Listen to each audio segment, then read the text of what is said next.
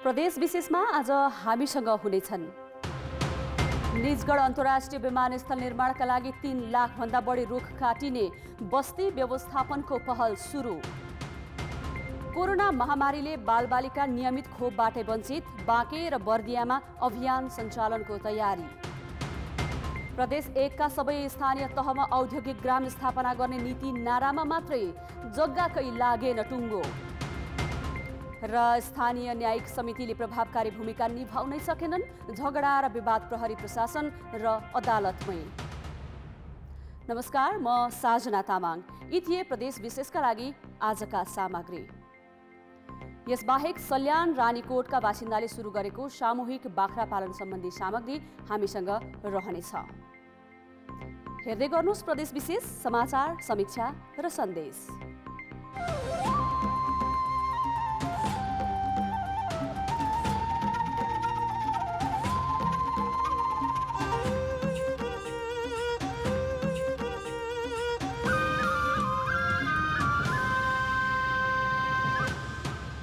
प्रदेश विशेष presented by Asian Paints।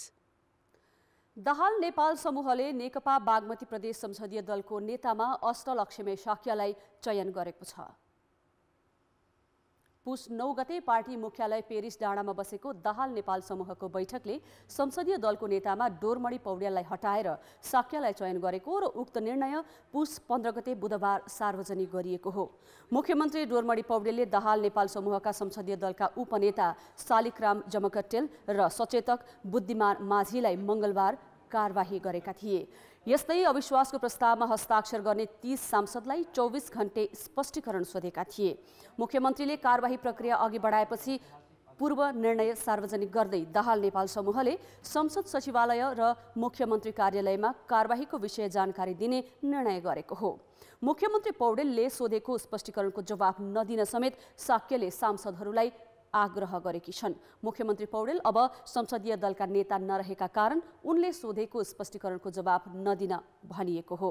Dahal Nepal समूहका प्रदेशसभा सदस्यले पुस 10 गते शुक्रबार मुख्यमन्त्री पौडेल विरुद्ध अविश्वास प्रस्ताव दर्ता गराएका थिए। बागमती प्रदेशमा नेकपाको कुल 80 मत रहेको भए पनि प्रधानमन्त्री ओली पक्षका मुख्यमन्त्री पौडेलसँग 34 र प्रचण्ड नेपाल समूहसँग 46 मत रहेको छ। काठमाडौँ उपत्यका लगायत देशैभरका नेवार समुदायले आज योमरी पुन्ही पर्व मनाएका छन्। प्रत्येक वर्ष मङ्सिर शुक्ल पूर्णिमाका दिन नेवार समुदायले यमरी पुन्ही मनाउने चलन रहिआएको छ। आजको दिन यस समुदायका मानिसहरूले चामलको पिठोभित्र तिल, चाकु, खुवा लगायत मिश्रण राखेर गजुर आकारको यमरी बनाई बाफमा पकाएर खाने चलन छ। यमरी स्वादिलो र स्वास्थ्यका हिसाबले पनि उपयुक्त मानिन्छ। नयाँ धानको चाहिँ चामल बनाएर, चामलको पिठो बनाएर चाहिँ यो यसरी पिठो चाहिँ मुसेर यमरी बनाइन्छ। नेवार समुदायमा 2 वर्ष र 4 वर्षको जन्मदिनमा यमरीलाई सगुनको रूपमा प्रदान गर्ने चलन समेत छ। यस्तै विवाहित छोरीले पनि विवाह भएको पहिलो वर्षको धान्य पूर्णिमामा यमरी बनाएर ल्याउने प्रचलन छ। 1 वर्षमा जन्मदिन गर्दैन, 2 वर्षमा चाहिँ 2 वटा यमरी बनाएर बच्चालाई लगाइदिने चलन छ। अनि 4 वर्षमा चाहिँ 4 वटा यमरी बनाएर लगाइदिने चलन छ। अरू बेलामा बिहे भइसकेपछि भाइटिकामा कु ल्याउँछ। अनि यमरी पूर्णिमा चाहिँ लिकु भनेर यमरी मुटुमारीको सट्टामा यमरी लाने चलन छ। नेवार समुदायले नयाँ धान बाली भित्राएको खुसियालीमा त्यही धानको पिठोबाट यमरी बनाउने गर्दछन्। ढोल झ्याम्टा बजाएर सृष्टिका गीत गाउँदै प्रकृति पूजक किरातीहरूले पनि आज उधौली पर्व मनाएका छन्।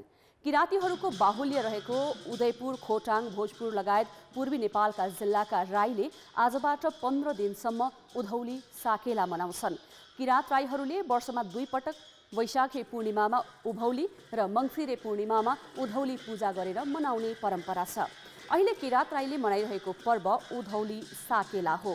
जनावर, चराचुरुङ्गी, मानिस लेकबाट बेसीतिर बसाइ सर्ने, नदीका माछा उँधो झर्ने समय तथा अन्नबाली भित्राएको खुसीमा उधौली पर्व मनाउने चलन छ। उधौली पर्वमा किरातहरूले आफ्ना पितृ र प्रकृतिको पूजा गर्न सृष्टिको गीत गाउँदै कुखुराको रातो भाले, कोदाको जाँड, नयाँ अदुवा र धान चढाउने चलन रहेको छ। उता पाँचथरमा पनि लिम्बू समुदायले उधौली पर्व अर्थात् चासोक तङनाम मनाएका छन्। समूहगत रूपमा भेला भएका लिम्बूहरूले यसै वर्ष फलेको अन्नको न्वागी खाए भने लिम्बू संस्कृतिमा आधारित वेशभूषामा सजिएर चासोक तङनाम मनाएका छन्। त्यसैगरी विराटनगर र पोखरामा पनि किरात राईले सामूहिक रूपमा उधौली पर्व मनाएका छन्। लामो समयसम्म कोरोना संक्रमणका कारण भेटघाट र रमाइलो गर्नबाट वञ्चित रहेका उनीहरूले सामूहिक रूपमा नाचगान गरी रमाइलो गरेर उधौली पर्व मनाएका हुन्। बाराको निजगढमा बन्ने भनिएको बहुप्रतीक्षित अन्तर्राष्ट्रिय विमानस्थल निर्माणका लागि 3 लाखभन्दा बढी रुख काटिने भएको छ। बस्ती व्यवस्थापनका लागि धम्माधम काम गरिरहेको आयोजना पक्षले विमानस्थल निर्माण गर्दा काट्नुपर्ने रुखको 2वटा प्लटको गणना सकेको छ। 12 मध्ये 2वटा प्लटको मात्रै गणना गर्दा 57,000 रुख काट्नुपर्ने देखिएको हो। अझै 10वटा प्लटको गणना बाँकी छ। कामले गति लिएपछि विमानस्थल बन्नेमा स्थानीय बासिन्दा भने निकै खुसी भएका छन्। 2022 सालपछि बस्ती विकास भएको बाराको टाङ्गिया बस्तीकी बिमला थापालाई यो ठाउँमा विमानस्थल बन्छ भन्ने सुनेको वर्षौं बितिसकेको छ, तर विश्वास भने अहिलेसम्म लागेको छैन। जंगलको बीचमा बसोबासको क्रममा अनेकौं समस्या झेलेको बताउने बिमला स्थानान्तरणको हल्लाकै कारण बस्तीमा पूर्वाधार विस्तार नगरिदा दुःख पाइएको बताउँछिन्। दुःख पीडा त छ नि, बत्तीको दुःख छ, पानीकै दुःख छ। अनि अब आउँछ भन्छ, उठाउँछ पनि भन्छ, थाहै पनि गराउँछ भन्छ, अब खोइ नथाहै गराउँछ न उठाएर अर्को ठाउँ दिन्छ। दोस्रो अन्तर्राष्ट्रिय विमानस्थल आयोजना क्षेत्रभित्र पर्ने बस्ती व्यवस्थापन विमानस्थल निर्माणको मुख्य चुनौतीको रूपमा देखिएको छ। 1476 घरधुरी बसोबास रहेको यस बस्तीका बासिन्दा कि त स्थानान्तरण कि आधारभूत पूर्वाधार विस्तारको माग गर्दै आएका छन्। आयोजनाका अधिकारी भने छिट्टै बस्ती व्यवस्थापनको टुङ्गो लागेर कामले गति लिने बताउँछन्। मूलभूत समस्यामा टाङ्गे बस्ती व्यवस्थापन नै हो हैन, तर त्यसको पनि हामीले धेरै नै गृह कार्यहरू गरिसकेका छौँ र केही दिनमै त्यो टाङ्गे बस्तीको व्यवस्थापन कसरी गर्ने भन्ने निर्णय हुँदैछ। पहिलो चरणमा 1900 हेक्टर क्षेत्रफलमा बन्ने भनिएको विमानस्थल निर्माण क्षेत्रमा पर्ने रुखहरूको व्यवस्थापन दोस्रो मुख्य चुनौतीको रूपमा देखिएको छ। विमानस्थल क्षेत्रमा हुने वन फडानीले वातावरण प्रभावित हुने भन्दै सर्वोच्चमा परेको मुद्दाले निर्माण थप अन्यलतातिर धकेलिएको छ। निर्माण क्षेत्रमा रहेका रुखहरूको लगत सङ्कलन गर्न कुल क्षेत्रफललाई 12 भागमा विभाजित गरी पहिलो चरण अन्तर्गत 2 ब्लकको रुख गणना सकिएको छ। यसको प्रतिवेदन पेश भएपछि वनको मुद्दाले पनि निकास पाउने र निर्माणले थप गति लिने वनका अधिकारी बताउँछन्। अन्तर्राष्ट्रिय विमानस्थलको काम त विगतदेखि नै भइरहेको हो। वनको सवालमा चाहिँ रुख र पोलको गणना चाहिँ हामीले गरिरहेका छौँ। गत ज्येष्ठदेखि हामीले काम सुरु गरेका छौँ। 1900 हेक्टरलाई 12वटा वर्किङ युनिटमा विभाजन गरेर हामीले 2टा वर्किङ युनिटको 191 हेक्टर क्षेत्रमा हामीले रुख पोलको गणना गरिसकेका छौँ, जसको रुख र पोल दुईटै गरेर 57,350 हो। मुलुकमा दोस्रो अन्तर्राष्ट्रिय विमानस्थलको अनिवार्य आवश्यकतालाई महसुस गरी 8 ठाउँमा गरिएको सम्भाव्यता अध्ययनले बाराको यो ठाउँलाई नै उपयुक्त देखाएको छ। अवरोध र अन्यलता हटाएर कामले कहिले गति लिने हो भन्ने स्पष्ट नभए पनि पछिल्लो समय भएका केही सकारात्मक प्रयासले स्थानीयमा विमानस्थल निर्माण हुने आशा जागेको छ। कान्तिपुर समाचारका लागि क्यामेरामा पंकज श्रेष्ठ र बारा सहकर्मी रमेश ठाकुरका साथ उपेन्द्र ठाकुर, वीरगञ्ज, पर्सा। कोरोना भाइरस संक्रमणका कारण अन्य विभिन्न रोग विरुद्ध लगाइँदै आएको खोप प्रभावित हुँदा बालबालिकामा स्वास्थ्य जोखिम बढेको छ। यही निष्कर्षमा पुगेका बाँके र बर्दियाका स्थानीय तह र स्वास्थ्यकर्मी खोप अभियानलाई तीव्र बनाउन जुटेका छन्।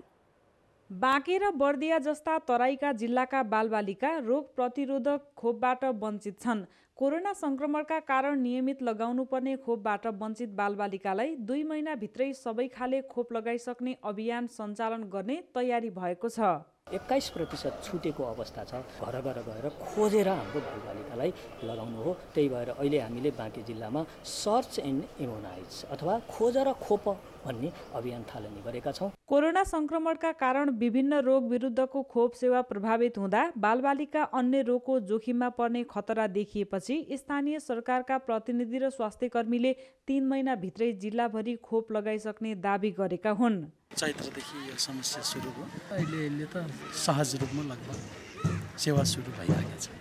महामारी सुरु भए यता छुटेका खोप र बालबालिकाको पहिचान भइरहेको छ। यसपछि आवश्यकता अनुसार स्वास्थ्यकर्मी परिचालन गरी खोप अभियान सञ्चालन गरिने जनाइएको छ। बर्दिया र बाँकेमा धेरैजसो स्थानीय तहले खोप लगाउनबाट छुटेका बालबालिकामा अन्य रोगको संक्रमण जोखिम देखिएको जनाएका छन्। कान्तिपुर समाचारका लागि क्यामेरामा रेजिना मल्ल र जे पाण्डेका साथ सविता जीसी, नेपालगञ्ज, बाँके। प्रदेश विशेष presented by Asian Paints. ब्रेकपछि प्रदेश विशेषमा स्वागत छ। प्रदेश 1 का सबैजसो स्थानीय तहका पदाधिकारीले घर गाउँमै अधिकतम रोजगारी सृजना हुने स्थानीय उत्पादनमा आधारित उद्योग स्थापना गरी तिनको प्रवर्धन गर्ने बाचा गरेका छन्। त्यसमाथि सङ्घ र प्रदेश सरकारले सबै स्थानीय तहमा औद्योगिक ग्राम स्थापना र सञ्चालन गर्ने नीति नै बनाएका छन्। प्रदेश 1 का स्थानीय तहले आफै उद्योग खोल्ने कुरा त कता हो कता केन्द्र र प्रदेश सरकारको सहयोगमा बन्ने भनिएका औद्योगिक ग्रामका लागि जग्गाको समेत टुङ्गो लगाउन सकेका छैनन्। धनकुटाको साँगुरीगढी 24 र शहीदभूमि गाउँपालिकाले औद्योगिक ग्रामका लागि जग्गाको टुङ्गो लगाउन सकेका छैनन्। धनकुटा र पाखरीवास नगरपालिकामा पनि ग्रामका लागि आवश्यक पर्ने 50 रोपनी जग्गा व्यवस्थापन भएको छैन। सङ्खुवासभाका 10 स्थानीय तहमध्ये कुनैमा पनि औद्योगिक ग्रामको कामले गति लिएको छैन। पाँचथर र तेह्रथुमको अवस्था पनि उस्तै छ। सङ्घीय मामिला तथा सामान्य प्रशासन मन्त्रालयले औद्योगिक ग्राम स्थापना र सञ्चालनका लागि गएको भदौमै उद्योग वाणिज्य तथा आपूर्ति मन्त्रालयमा प्रस्ताव पठाउन भने पनि प्रदेश 1 का अधिकांश स्थानीय तहले ग्रामका लागि जग्गा व्यवस्थापन र अन्य प्रक्रियागत काम अघि बढाएका छैनन्। आफै उद्योग स्थापना गरी 5 वर्षभित्र गाउँघरमै अधिकतम रोजगारीका अवसर सिर्जना गर्ने बाचा गरेका जनप्रतिनिधिमा सरकारको नीतिमै रहेको औद्योगिक ग्रामका लागि जग्गा व्यवस्थापन गर्ने सम्मको अग्रसरता देखिएको छैन। पावर टिलर वर्ष्याउनी आउँछ, टनेल प्लास्टिक टनेल वर्ष्याउनी आउँछ, त्यही कुरा भइरहेछ। सानातिना कुरामा चाहिँ गइरहेको छ, तर एकत्रित भएर उद्योग चाहिँ इस्टाब्लिस भएको छैन। यो उद्योगमा हालिदिने हो भने किसानको चाहिँ बहुतै राम्रो चाहिँ सेवा प्रवाह हुन्थ्यो। धनकुटाका 7, सङ्खुवासभाका 10, भोजपुरका 9, तेह्रथुमका 6 र पाँचथरका 8 स्थानीय तहले वर्षेनी 1 देखि 5 करोड रुपियाँसम्म कृषि अनुदानका नाममा रकम बाँडिरहेका छन्। अनुदानका त्यस्ता कार्यक्रमले उत्पादन र आत्मनिर्भरता बढाउन नसकेको स्थानीय तहका पदाधिकारी स्वीकार्छन् पनि। तर अनुदानका अनुत्पादक कार्यक्रम घटाएर उद्यमशीलता विकासका काममा लगाउन भने सकेका छैनन्। अनुदानमुखी त्यो त अहिलेको बाध्यता जस्तो पनि भएको छ होइन। प्रत्येक किसानलाई केही न केही सपोर्ट गर्नुपर्ने परिस्थिति पनि छ। केही कामहरू गर्न उहाँहरू लाग्नु भएको छ, उहाँहरूलाई कहाँबाट यसो भर्ती गर्ने भन्ने पनि छ। जस्तै तपाईँ अब गाईपालक किसानहरूलाई च्याप कट्टर दिने, गोठ सुधारको चाहिँ के भने कार्यक्रम गर्ने, हामीले त्यहाँ जानै पर्ने रहेछ। बाख्रा पालकहरूलाई त्यही अनुसार सहयोग गर्ने, माछा पालकहरूलाई त्यही अनुसार सहयोग गर्ने। स्थानीय कच्चा पदार्थमा आधारित घरेलु, लघु र साना उद्योग विकास तथा प्रवर्धन गर्ने विषय केन्द्रदेखि स्थानीय तहसम्मको नीतिगत प्राथमिकतामा छन्। तर गाउँघरमै उद्योग सञ्चालन गरी रोजगारी सृजना र स्थानीय उत्पादनको प्रवर्धन गर्ने काममा भने तीनै तहका सरकार संवेदनशील देखिएका छैनन्। कान्तिपुर समाचारका लागि सङ्खुवासभाबाट दिपेन्द्र साक्यका साथमा विनोद घिमिरे, धनकुटा। न्यायिक प्रक्रियालाई सहज र छिटो छरितो बनाउन स्थानीय तहमा न्यायिक समिति स्थापना गरिएको छ। तर यस्ता समितिको निष्क्रियता र नागरिकको अविश्वासका कारण विवाद अदालत नै पुग्ने गरेका छन्। मोदी गाउँपालिका 5 बाजुङकी धनु कुँवर सार्वजनिक जग्गा आफन्तले उपयोग गर्न नदिएको भन्दै ओडा र गाउँपालिकाको कार्यालयमा पुगिन्। उनीहरूले समस्या अर्थात् विवाद प्रहरीको जिम्मा लगाए। सामान्य विषय भएको भन्दै प्रहरीले पनि चुप बस्न अनुरोध गरे। त्यसपछि धनु न्याय खोज्न अदालत पुगिन्। अदालतमा न्याय खोज्न बाबु, म एउटी 55 वर्षकी वृद्ध औरत, घर छोरो मान्छे, 2टा बुढाबुढी मात्रै, मैले कुनै जग्गा न्याय पाइन। तर यहाँ नेपालमा 35 साल इन्डिया बसे, नेपालमा कहाँ छ न्याय भनेर भड्काउँदै न्याय खोज्दै हिँडिछु। स्थानीय सरकार मार्फत न्याय नपाउने कुँवर एक्लै होइनन्। न्यायिक समितिमै टुङ्गिन सक्ने धेरैजसो विवाद अहिले पनि अदालत पुग्छन्। वैशाख यताको तथ्याङ्क हेर्दा पर्वतका 7वटै स्थानीय तहबाट सामान्य प्रकृतिका 60वटा मुद्दा अदालत पुगेका छन्। मानव चामल मात्रै जोडिएर आएको छ भनेदेखि तपाईँहरू यो गाउँपालिका नगरपालिकामै गएर त्यहीँ दिनुहोस्, त्यहीँ त्यो हेरिदिने अधिकार छ भन्छौँ। त्यो मानव चामलको साथसाथै अंश अथवा सम्बन्ध विच्छेद पनि जोडिएर आएको छ। श्रीमतीको हकमा सम्बन्ध विच्छेद पनि जोडिएर आएको र अरू छोराछोरीको हकमा चाहिँ अंश पनि जोडिएर आएको हकमा अदालतले त्यो अंश र सम्बन्ध विच्छेद गर्ने अधिकार स्थानीय निकायलाई नभएको हुनाले त्यसलाई हामीले दर्ता क्षेत्राधिकार ग्रहण गरेर हामीले दर्ता गर्छौँ। संविधानको परिकल्पना अनुसार काम हुन नसक्दा न्यायिक समिति नाम मात्राकै छन्। झन्झटिलो र धेरै समय खर्च हुने न्यायिक प्रक्रियाको विकल्पमा स्थानीय तहमा न्यायिक समितिको व्यवस्था संवैधानिक रूपमै गरिएको छ। हिजो चाहिँ मैले भोट हालिन, आस्थाको आधारमा त्यहाँबाट व्यवहारहरू गरिन्छ होला भनेर यो आस्थाको आधारमा हुन पनि सक्ने सम्भावना पनि रहने हुनाले र त्योदेखि टाढा भइ नसकेको हुँदा नागरिकहरू त्यसप्रति विश्वास त छैनन् एउटा कुरो। अर्को चाहिँ के हो भने त्यहाँ कानुनको ज्ञान भएका त्यस्ता व्यक्तिहरू चाहिँ छैनन् र जसले गर्दाखेरि यो प्रक्रिया विधिको अवलम्बन पनि गरिँदैन र विधि प्रक्रियाको जब चाहिँ अवलम्बन गरिँदैन अनि त्यसपछि नागरिकहरूलाई चाहिँ विश्वास नहुने कारण पनि अर्को चाहिँ रहेको अवस्था छ। न्यायिक समितिमा न्याय निरूपण हुँदा अदालतमा जस्तो खर्च नलाग्ने, कम समयमै विवाद टुङ्गिने तथा मेलमिलापलाई बढी प्राथमिकतामा राखिन्छ, जसबाट विवादका पक्षले नै लाभ लिन सक्छन्। तर यही कुरा नागरिक तहमा बुझाउन नसक्दा र प्रभावकारी भूमिका अभावका कारण न्यायिक समिति कामविहीन छन्। कान्तिपुर समाचारका लागि रामकृष्ण लामिछाने, पर्वत। प्रदेश विशेष presented by Asian Paints। ब्रेकपछि प्रदेश विशेषमा पुनः स्वागत छ। ग्रामीण क्षेत्रमा आम्दानीका लागि सामूहिक बाख्रा पालन उपयोगी सिद्ध भएको छ। कर्णाली प्रदेशलाई बाख्रा स्रोत केन्द्रको रूपमा स्थापित गराउन सल्यानको रानीकोट नगरपालिकाका स्थानीयले सामूहिक रूपमा सुरु गरेको बाख्रा पालन उदाहरणीय बनेको छ। सल्यानको शारदा नगरपालिका रानीकोटकी रीता आचार्यले पहिले घरमा 2-4वटा मात्र बाख्रा पाल्ने गर्थिन्।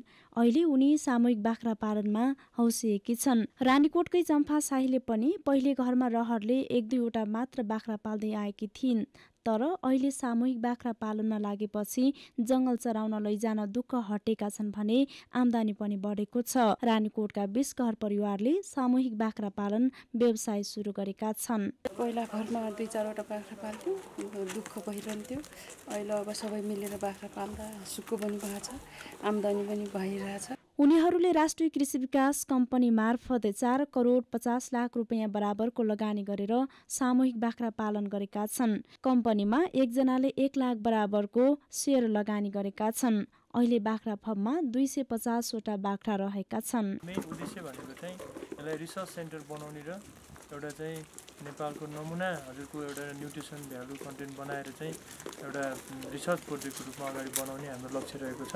बाख्रा केन्द्रको रूपमा विकास गर्न, खोर निर्माण र बाख्रा खरिद गर्न पशु अस्पताल तथा पशु सेवा कार्यालय सल्यानले लागत साझेदारी गरेको छ। बाख्रा स्रोत केन्द्र स्थापना गरी जिल्लामै बोयर जातका बाख्रा उत्पादन गरेर प्रत्येक गाउँपालिकामा पुर्याउने कार्यालयले लक्ष्य लिएको छ। बाख्रालाई आवश्यक घाँसका लागि 400 रोपनीमा घाँस खेती पनि गरिएको छ। यो क्षेत्रलाई चाहिने उन्नत नस्लको बोका बाख्रा उपलब्ध गराउनको लागि स्रोत केन्द्र स्थापना गर्ने हो। त्यसको लागि यस कार्यालयबाट आर्थिक सहयोग, प्राविधिक सहयोग यी कुराहरू भइरहेछ। सहजै खसी बोका बिक्री हुने र लगानी अनुसारको राम्रो आम्दानी लिन सकिने भएपछि स्थानीयको सामूहिक बाख्रा पालन उदाहरणीय बनेको छ। गाउँमै स्वरोजगार बनाउन यस्ता रोजगारमूलक कार्यक्रमलाई थप प्रोत्साहन गर्न आवश्यक छ। कान्तिपुर समाचारका लागि सरिता चलाउने, रानीकोट, सल्यान। प्रदेश विशेष आजका लागि यति नै। प्रदेश समाचारहरूको साथमा भोलि फेरि आउनेछौँ। कान्तिपुर टेलिभिजन हेर्दै गर्नुहोला। नमस्ते।